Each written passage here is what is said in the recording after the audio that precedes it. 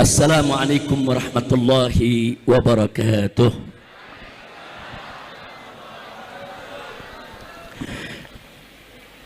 Bismillah, walhamdulillah, wala hawla wala quwwata illa billah. Ashhadu an la ilaha illallah wahdahu la syarika lah, wa ashhadu anna sayyidana Muhammadan abduhu wa rasuluh la nabiyya ba'dah. Allahumma salli wa sallim wa barik ala sayyidina wa habibina wa syafi'ina wa maulana nabiyyina Muhammadin wa ala alihi at-tahirin at-tayyibin wa ashabihi al-ghurri al-mayamin wa man tabi'ahum bi ihsanin ila yaumiddin.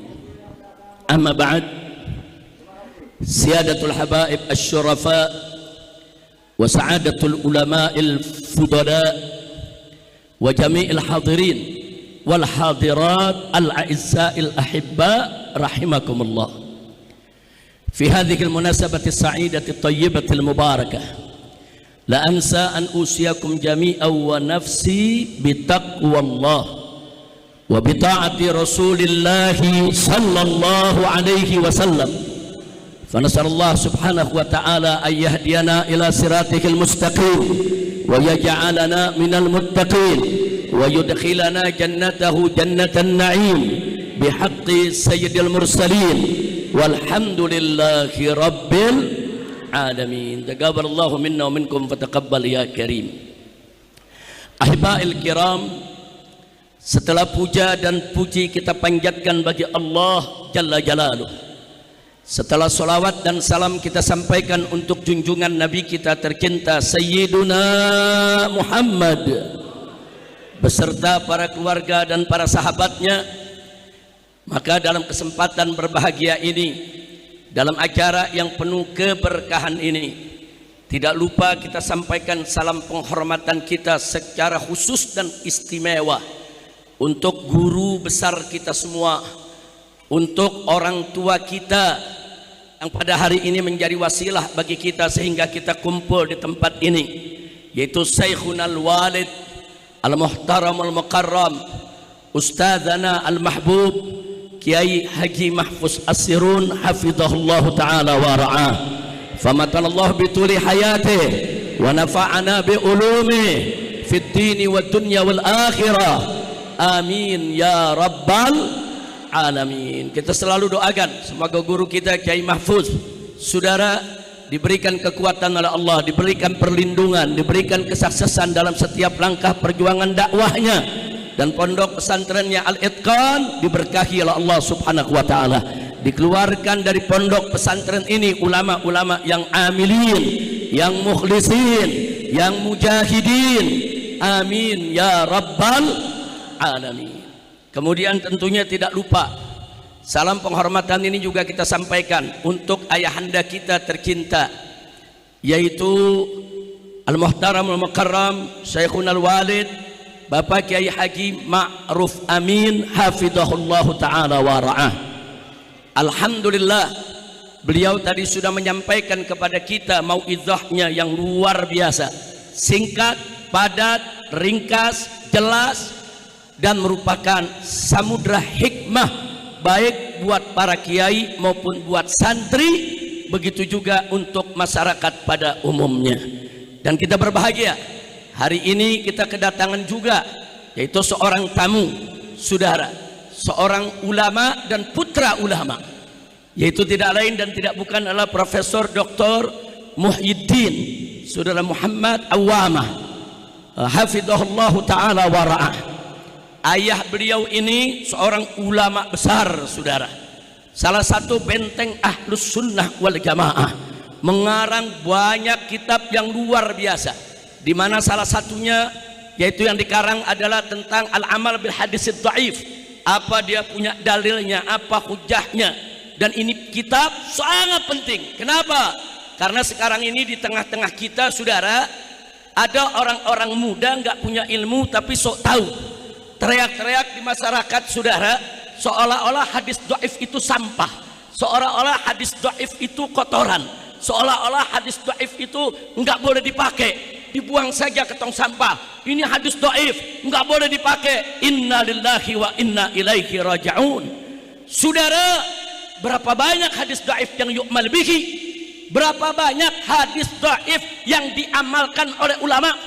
Bahkan ada hadis dhaif yang disepakati oleh semua ulama, saudara, bahkan semua mazhab untuk dijadikan sebagai kaidah.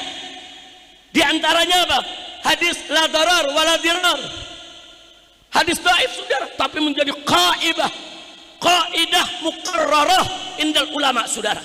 Jadi jangan seenaknya mengatakan buang hadis dhaif, singkirkan hadis dhaif, nggak usah pakai hadis dhaif. Hadis dhaif itu terbagi-bagi. Hadis dhaif itu ada derajat, ada turunannya. Ada hadis dhaif yang memang dipakai oleh para ulama, bahkan ada hadis dhaif yang dijadikan kaidah oleh para ulama, saudara.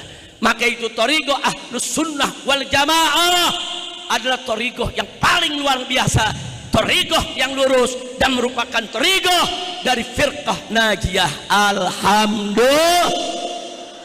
Ada lagi, saudara, yang seenaknya mengatakan, Imam Syafi'i mengatakan idza sahal hadis fahuwa madhhabi. Seenaknya dia comot, ini hadis sahih jadi mazhab Syafi'i, ini hadis sahih jadi mazhab Syafi'i. Tunggu dulu, saudara, ada rumusnya, ada sistemnya, ada terminologinya. Tidak semua hadis sahih langsung diambil menjadi mazhab Syafi'i. Jadi jangan sembarangan, saudara. Ada lagi yang mengatakan apa, saudara? Ini hadis, saudara, tentang antara laki-laki dengan perempuan yang bukan mahramnya, saudara, tidak batal.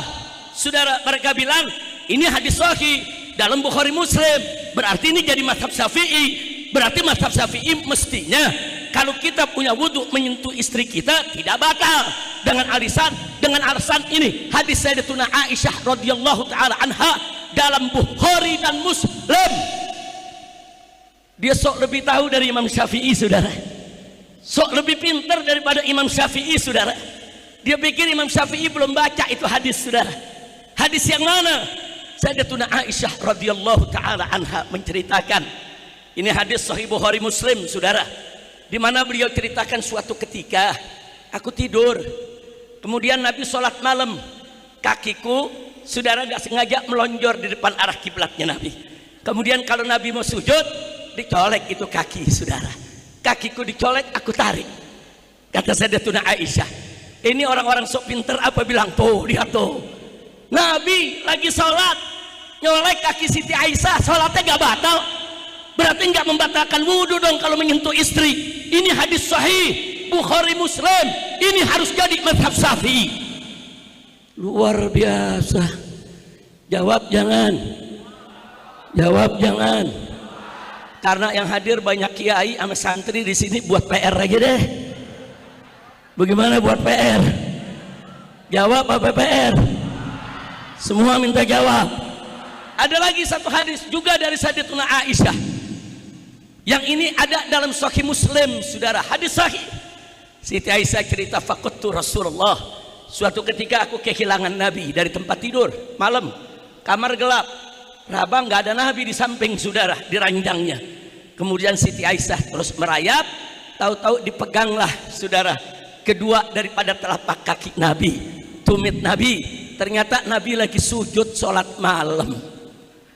Kata orang-orang yang so pinter, tuh lihat tuh hadis sahih lagi tuh, Nabi lagi sholat, lagi sujud, dicolek kakinya. Nabi nggak batalin sholat.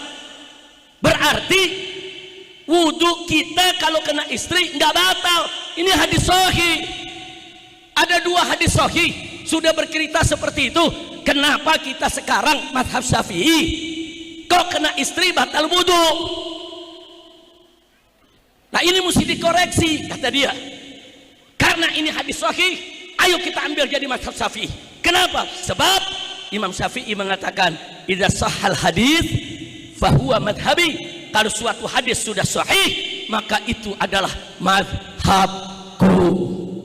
Saudara, Pak, Bu, Bu, dalam mazhab Syafi'i kalau suami punya wudhu tersentuh istrinya batal gak? Jawab yang kompak, batal gak? Batal gak?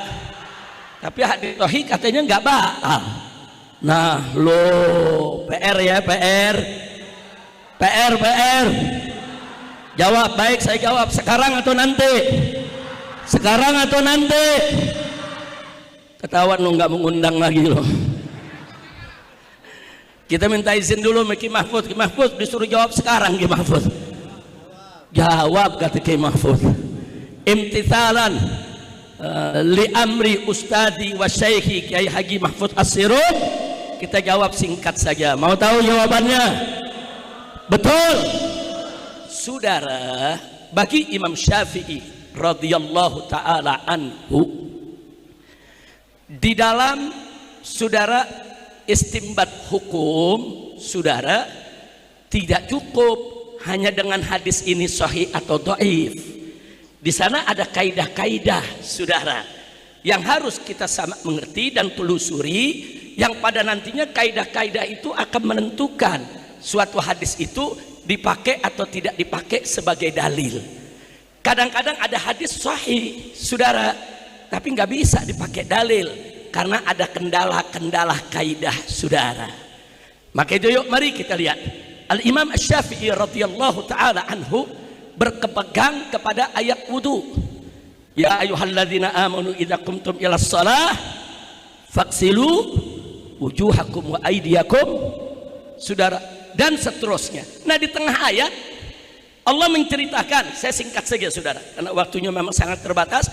Di tengah ayat Allah ingatkan, di antara yang membatalkan wudu itu aula mastumun nisa, yaitu kalau kamu menyentuh perempuan. Bagi Imam Syafi'i, lamsun di sini saudara dengan makna hakiki, lamsun adi.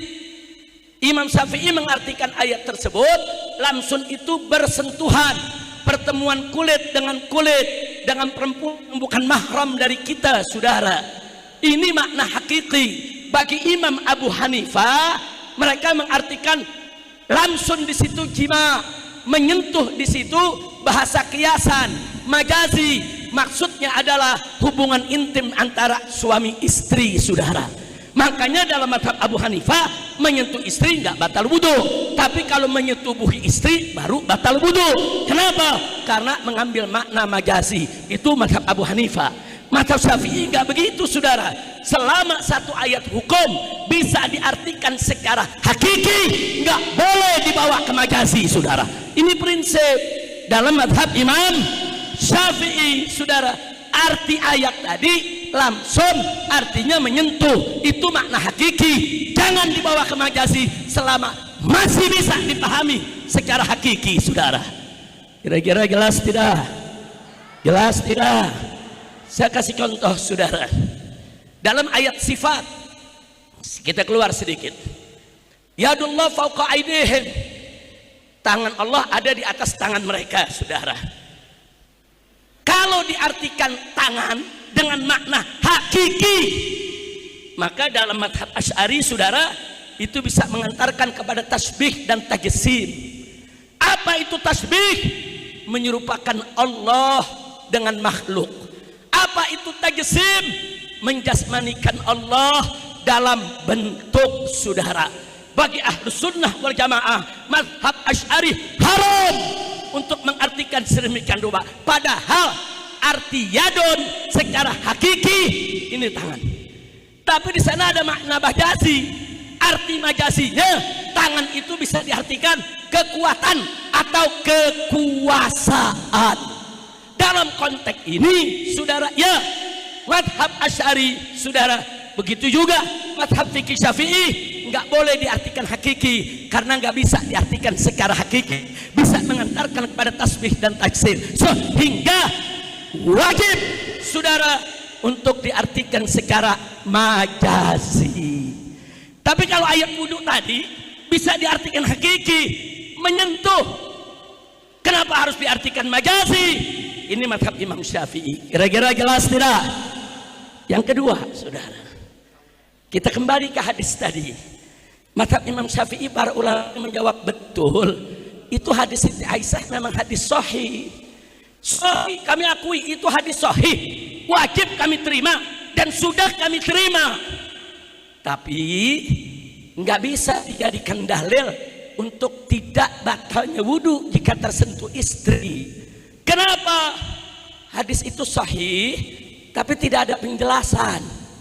Satu, Siti Aisyah bilang lagi tidur, kakinya depan Nabi lagi sholat, terus Nabi sentuh kakinya, ditarik. Dalam hadis nggak ada penjelasan Siti Aisyah tidurnya pakai selimut apa enggak. Saudara, nggak jelas. Kalau nggak pakai selimut, betul berarti disentuh kakinya. Kalau pakai selimut, bukan kakinya yang disentuh, selimutnya. Karena nggak jelas, nggak boleh dijadikan sebagai dalil mutlak. Justru itu harus diikutkan ke ayat yang sorry, saudara. Ayat Qur'annya sorry, menyentuh saudara perempuan yang bukan mahram batal, sorry. Hadisnya gair sorry. Nggak bisa yang gair sorry ngalahin yang sorry. Justru yang gair sorry harus ditakwilkan ikut yang sorry. Kemungkinan Siti Aisyah pakai selimut, saudara. Kira-kira jelas tidak? Jelas tidak? Yang kedua, saudara, lah itu Siti Aisyah pegang kaki Nabi, telapaknya tumitnya waktu Nabi lagi sholat. Saudara, ini hadis sahih, kita terima, saudara. Tapi nggak ada penjelasan. Waktu disentuh sama Siti Aisyah, Nabi pakai khuf apa enggak? Saudara, kalau musim dingin, Nabi tuh suka pakai khuf, saudara. Sepatu kulit yang menutup dari telapak ujung jari sampai mata kaki, yang enggak tembus air dan bisa digunakan untuk musafir perjalanan, saudara. Kalau musafir bisa pakai khuf 3 hari 3 malam. Kalau bukan musafir, boleh pakai khuf 1 hari 1 malam, saudara. Nabi alaihi salatu wassalam kalau musim dingin sering memakai khuf. Dalam hadis gak ada penjelasan Nabi pakainya musim, Nabi disentuh kakinya pakai khuf apa enggak. Kalau enggak pakai khuf, mana penjelasannya? Kalau pakai khuf bisa ditakwilkan karena sejalan dengan sharihul ayah. Kira-kira jelas tidak? Maka itu saya mau tanya, mazhab Syafi'i cerdas tidak? Bagus tidak? Teliti tidak? Bangga tidak ikut mazhab Syafi'i? Takbir! Semuanya takbir! Shallu ala Nabi. Jadi jangan seenaknya ngomong. Kalau hadis sahih itu mazhab Syafi'i, pala lo bomenyan. Emang semudah itu? Enggak semudah itu. Betul kalam Syafi'i. Idza sahhal hadis fahuwa madhhabi. Tapi ini bukan untuk orang awam, saudara. Ini untuk mujtahid, ini untuk orang alim yang bisa menilai, yang bisa melihat apa betul hadis sahih tersebut tidak sampai kepada Imam Syafi'i. Apa betul hadis sahih itu, saudara, memang belum diistimbatkan oleh Syafi'i. Apa betul hadis sahih itu bisa ditarik ke mazhab Syafi'i. Yang bisa menentukannya adalah para ulama. Betul? Betul? Ada lagi, saudara, di YouTube dai Wahabi, saudara, ngomong enak betul. Saudara-saudara, jangan pernah baca kitab Ihya Ulumuddin, karena Ihya Ulumuddin 90% hadisnya dhaif.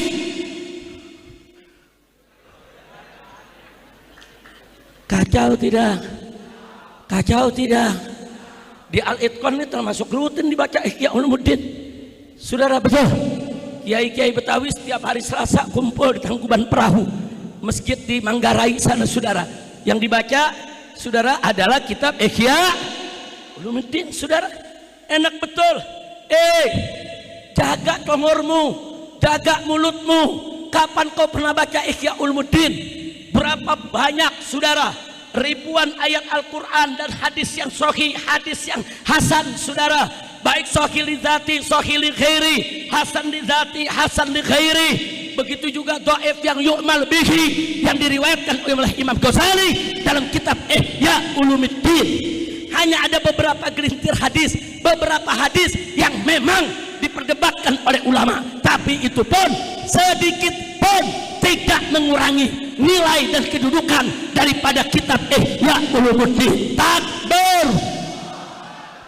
Masya Allah. Jadi ini dia nih, ahli hadis bukan, ahli fikih bukan, ngomong seenaknya, jangan baca Ihya Ulumuddin.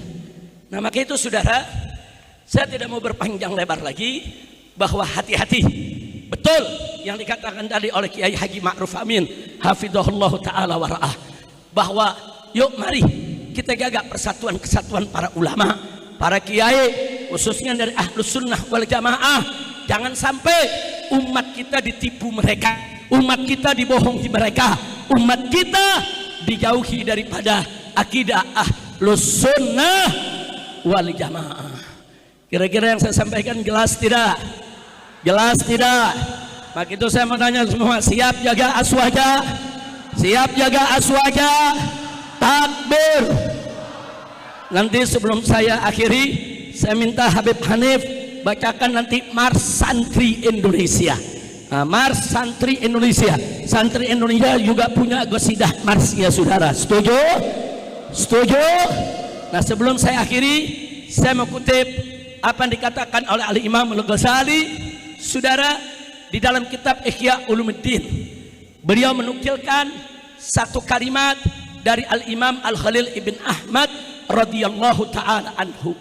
Imam Khalil mengatakan, ini yang meriwayatkan Imam Ghazali dalam kitabnya Ihya Ulumuddin. Apa beliau katakan? Ar-rijalu arba'atun, rajulun yadri wa yadri annahu yadri fadzalika alimun fattabi'uh, wa rajulun yadri wa la yadri annahu yadri fadzalika naimun fa'aikiduh, wa rajulun la yadri wa yadri annahu la yadri fadzalika mustarsyidun fa'arsiduh, wa rajulun la yadri wa la yadri annahu la yadri fadzalika jahilun fatrukuhu. Terjemahin jangan, nggak usah deh, dari panjang waktunya. Terjemahin jangan, udah terus. Gue dianggap mobil lu parkir. Baik, singkat saja saudara. Apa kata Khalil Ibn Ahmad? Kalimat ini ada dalam kitab Ihya Ulumuddin, dinukilkan oleh Imam Al-Ghazali radhiyallahu taala anhu. Beliau mengatakan, Imam Khalil, ar-rijalu arba'atun. Orang itu ada 4 macam, saudara. Yang pertama, rajulun yadri wa yadri annahu yadri. Orang yang tahu dan tahu kalau dirinya tahu. Seperti apa? Ulama yang mengamalkan ilmunya, ulama yang menyebarluaskan ilmunya, ulama yang ucapan dan perbuatan seiring sejalan.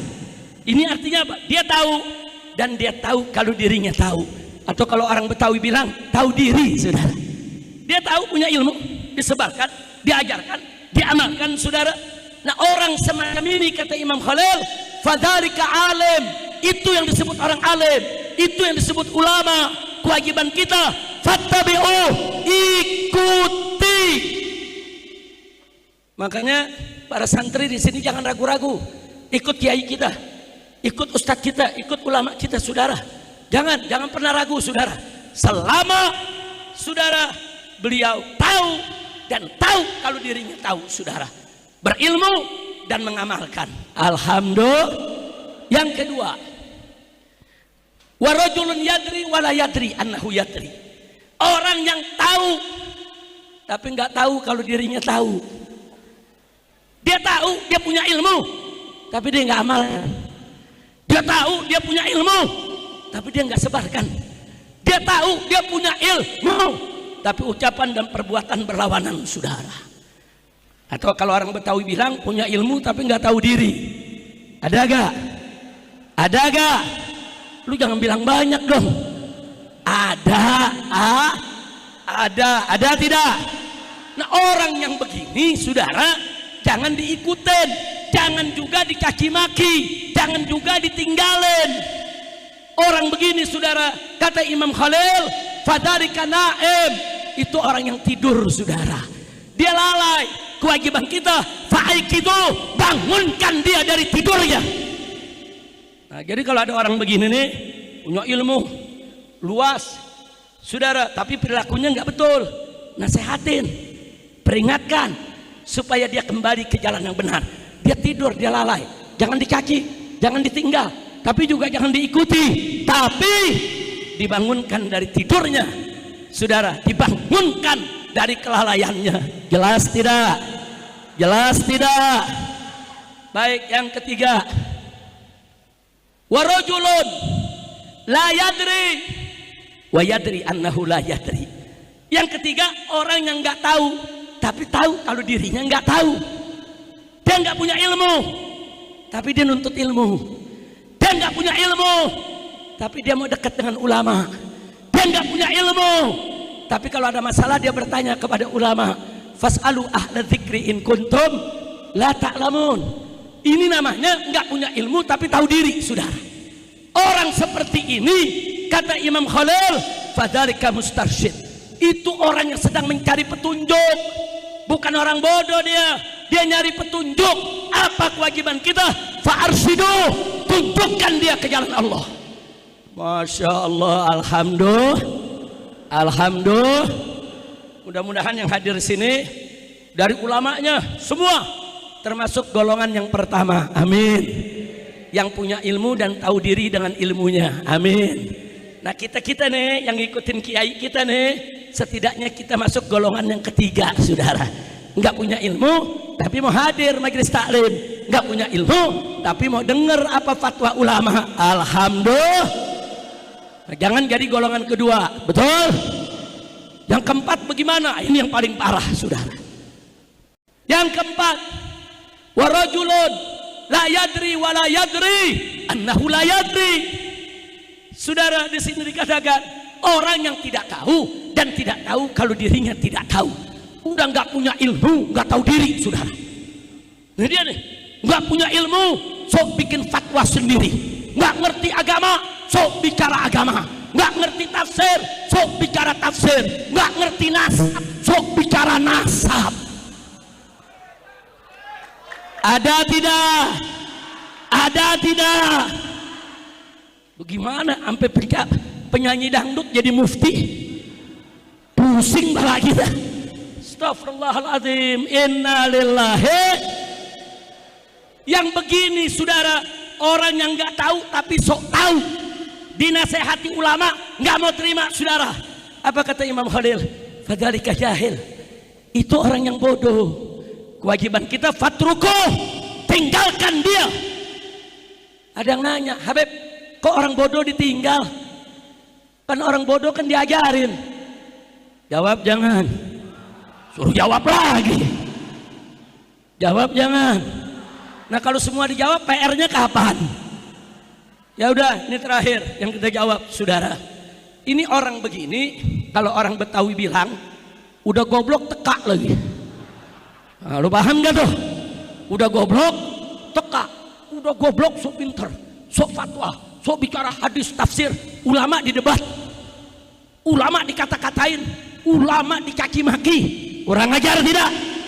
Kurang ajar tidak? Nah yang begini, saudara, harus ditinggalkan. Kenapa? Kenapa kita nggak nasehatin, Habib?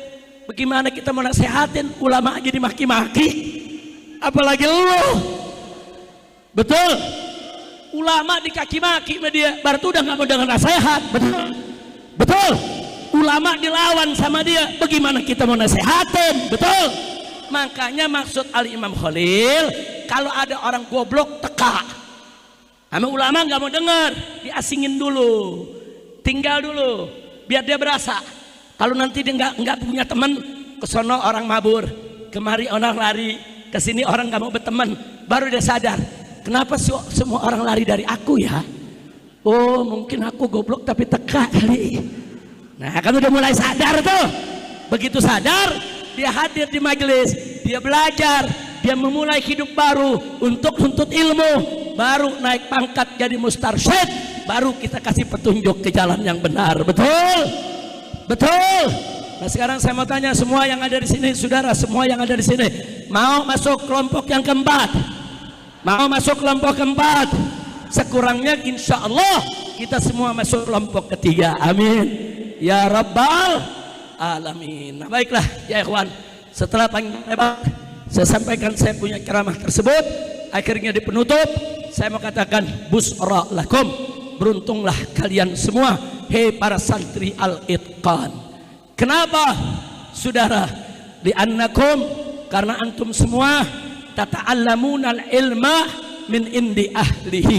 Anda semua belajar ilmu dari sisi ulama yang memang ahli di bidang ilmunya. Alhamdulillah. Bukan itu saja, Syekhuna Kiai Haji Mahfuz As-Sirun sanad ilmunya muttasil saudara. Beliau dari guru beliau Kiai Muhajirin saudara. Dan Kiai Muhajirin ini belajar kepada masyaikh, kepada sadah, kepada ulama-ulama di Mekah saudara, bidang fikih, bidang hadis saudara, sehingga semua sanad keilmuannya diwarisi ke murid-muridnya, termasuk kepada guru kita Kiai Haji Mahfuz As-Sirun. Jadi kalau Anda belajar di sini, belajar kepada beliau, Anda mendapatkan sanad yang bersambung ke salafina saleh di setiap bidang ilmu, sampai bersambung kepada Nabi kita Sayyiduna Muhammad Sallallahu Alaihi Wasallam.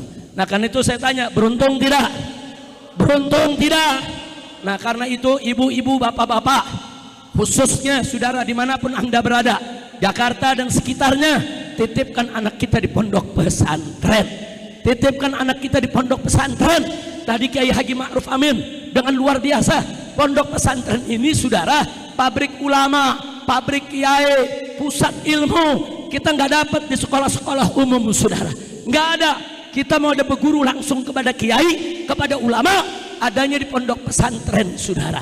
Yang kedua, tadi sudah disampaikan oleh kiai kita saudara, bahwa pondok pesantren ini juga menjadi tempat pensucian jiwa. Ini nggak bisa dilakukan di sekolah-sekolah umum, karena di pondok pesantren saudara, di pondok pesantren anak-anak kita dijaga, dibina, dididik selama 24 jam. Mana ada SD, SMP, SMA dibina selama 24 jam? Nggak ada saudara. Adanya di pondok pesantren. Alhamdulillah. Jadi apa yang sudah disampaikan oleh Kiai Haji Ma'ruf Amin hafidhahullah ta'ala wa jazahullahu khairul jaza anil Islam wal muslimin, itu luar biasa. Ya, pesantren pabrik ilmu, pabrik ulama, pabrik keberkahan saudara. Bagaimana nggak berkah? Kita belajar langsung kepada ulama-ulama di pondok pesantren yang sanad ilmunya muttasil sampai kepada ulama salaf, bahkan sampai kepada Sayyiduna Muhammad Sallallahu Alaihi Wasallam. Maka itu saya mau tanya semua, siap dukung pesantren? Siap masukkan anak-anak kita ke pesantren? Siap bantu pesantren? Siap jaga pesantren? Hei para santri, belajarlah yang bagus. Ta'allamu bikulli jiddin wa ijtihad. Belajarlah kalian, hei para santri, dengan sungguh-sungguh, dengan tekun. Insya Allah dari Al-Itqan akan lahir ulama-ulama yang amilin.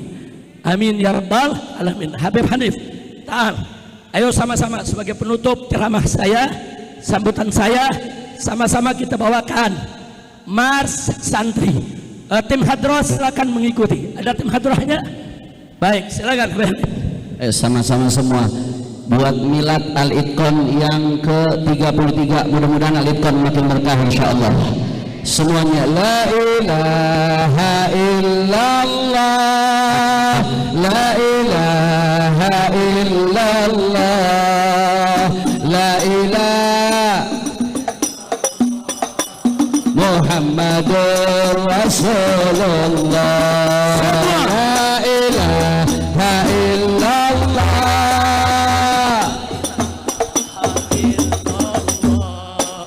la ilaha illallah Muhammadur Rasulullah.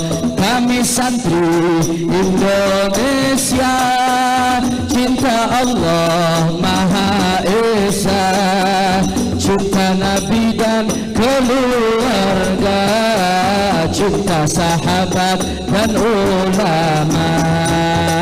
La ilaha illallah, la ilaha illallah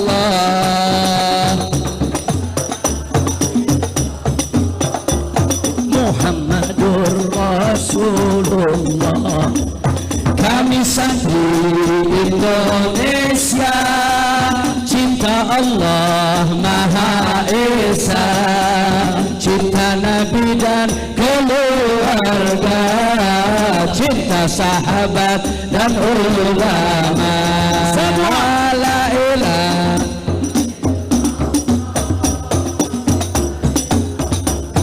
Sekalian keluarkan infak terbaik kita buat cabang Al-Itqon di Bogor, biar jadi amal jariah buat kita.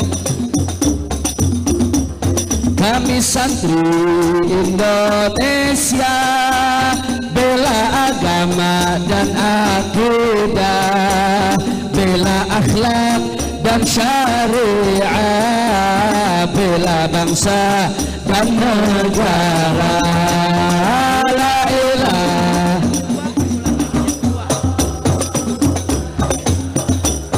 Suaranya kurang kencang, orang Cengkareng. Muhammadur Rasulullah, kami santri Indonesia, bela agama dan akidah, bela akhlak dan syariah, bela bangsa dan negara.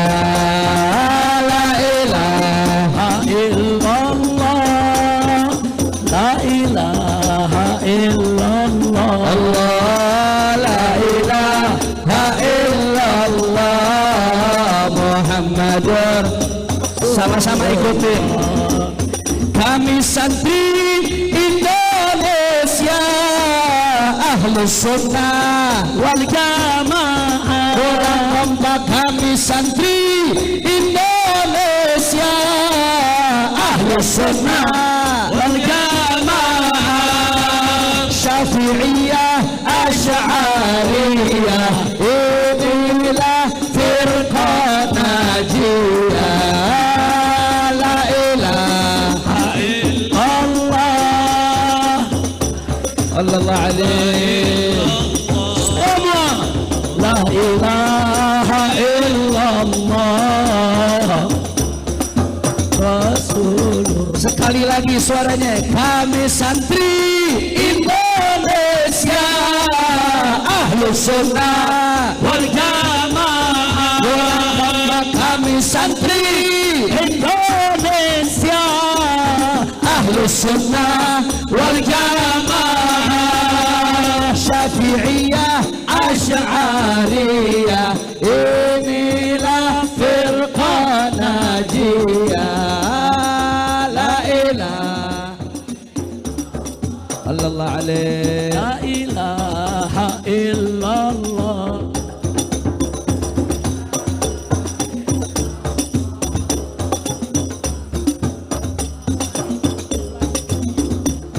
Kami santri Indonesia, Ahlus Sunnah wal Jamaah. Terakhir, kami santri Indonesia, Ahlus Sunnah wal Jamaah. Syafi'iyah, Asy'ariyah, inilah firqah najiyah. La ilaha.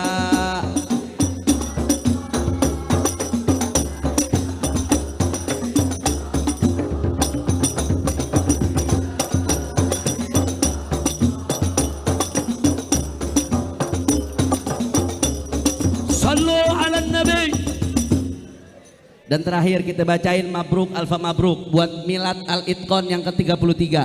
Mudah-mudahan Al-Itqon makin berkah. Amin. Al-Itqon makin banyak nyetak ulama ul amilin. Amin. Dan guru kita Kiai Mahfud Asirun dan keluarga besarnya Allah kasih panjang umur. Amin. Sehat wal afiyah. Amin. Dijaga zahir batinnya. Amin. Dan Al-Itqon menjadi benteng Ahlus Sunnah Wal Jamaah. di Betawi. Mabruk alfa mabruk alaika mabruk mabruk.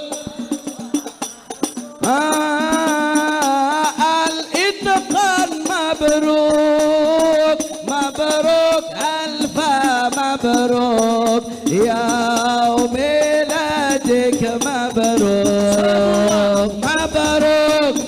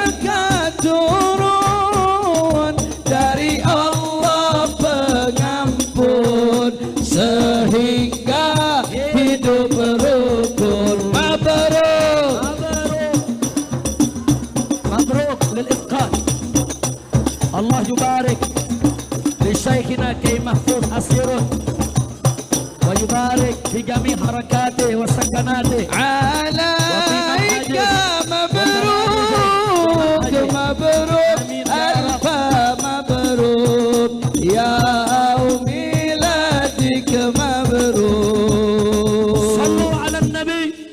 Nah, itu saja yang bisa kita sampaikan. Mudah-mudahan manfaat untuk kita semua.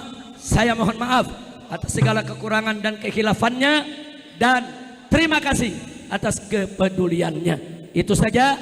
Hadani Allah wa iyyakum ila siratil mustaqim. Wassalamualaikum warahmatullahi wabarakatuh.